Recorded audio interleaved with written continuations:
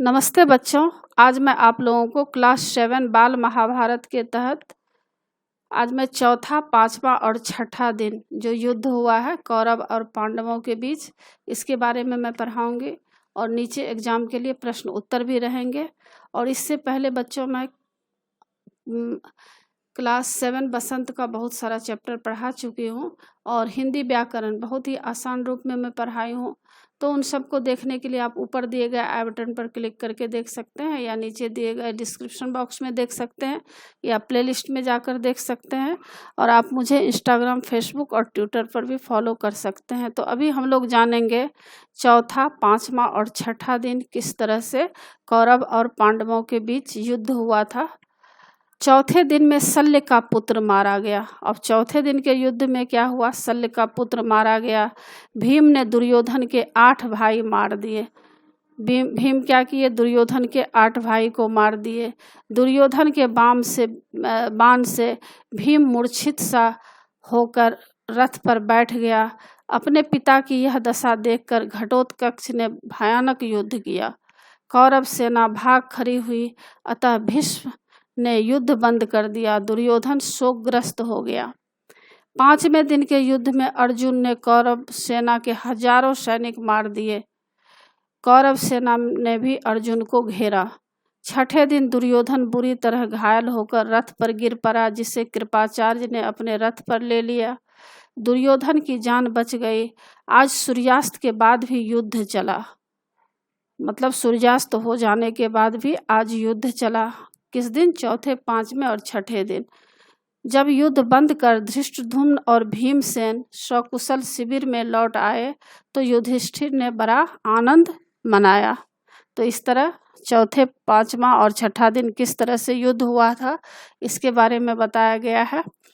और बच्चों, यह शब्दार्थ है, जो कठिन वर्ड है उसका आप याद कर लीजिए। जैसे घटोत्कच है, तो कौन है घटोत्कच? भीम का पुत्र है। व्यथित मतलब व्याकुल हुआ। सज्जित मतलब तैयार। तादात मतलब संख्या। मुहूर्त मतलब समय की माप। तो इस तरह से आपके ये शब्दार्थ याद हो जाएंगे। और एग्जाम के लिए यहाँ प्रश्न उत्तर है। पहला प्रश्न है, चौथे दिन के युद्ध में धृतराष्ट्र के कितने पुत्र मारे गए?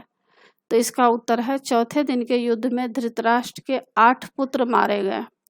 दूसरा प्रश्न, घटोत्कच कौन था? इसका उत्तर है, घटोत्कच भीम का पुत्र था। तीसरा प्रश्न, 5वें दिन के युद्ध की क्या विशेषता रही? उत्तर है, 5वें दिन के युद्ध में अर्जुन ने कौरव सेना के हजारों सैनिक मार दिए। चौथा प्रश्न, छठे दिन की कोई उल्लेखनीय घटना बताइए। इसका उत्तर है, छठे दिन के अंत में दुर्योधन बुरी तरह घायल हुआ और बेहोश होकर रथ से गिर गया। तब कृपाचार्य ने बड़ी चतुराई से उसे रथ पर ले लिया, जिससे दुर्योधन की जान बच गई।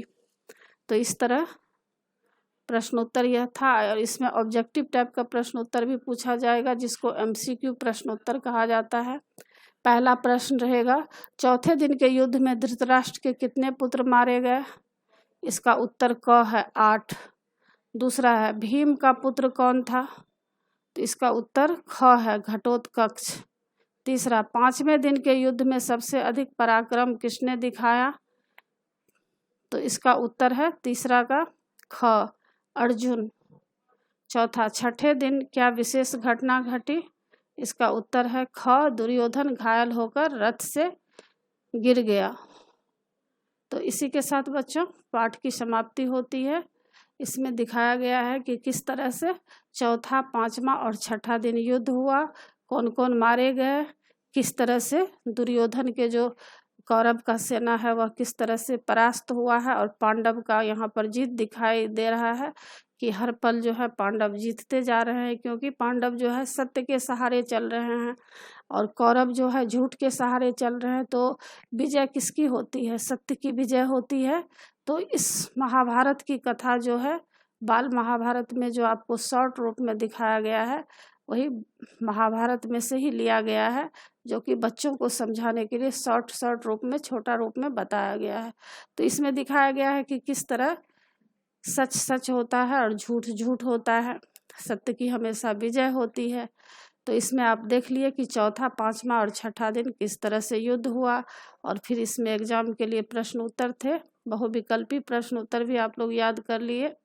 और बच्चों, आशा है कि आप लोगों को सारा पाठ समझ में आ गया होगा। एग्ज़ाम के लिए अच्छी तरह तैयार कर लीजिएगा। और बच्चों, आप मेरे चैनल देव जनागरी को ज़रूर सब्सक्राइब कीजिएगा, और सब्सक्राइब के बगल में बेल आइकन बटन है, उसे क्लिक कीजिएगा, लाइक कीजिएगा और शेयर कीजिएगा। अगर कोई सब्सक्राइब नहीं किए हैं तो ज़रूर सब्सक्राइब कर लीजिएगा। और बच्चों, मैं फिर आगे वीडियो में मिलूँगी। धन्यवाद।